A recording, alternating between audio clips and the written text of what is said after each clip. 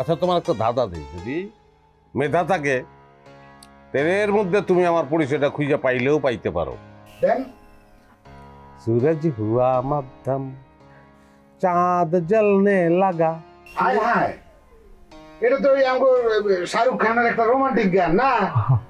এটা দিয়ে বুঝাইছে হইলো কি, ওই সূর্য যখন মাঝখানে আসে তখন চাঁদ পলায় যায়। না, সুরজটা যখন উঠে তখন সুরজ ছাড়া বাকি সবকিছু আন্ধার হয়ে যায়। চলো সাদা কালা।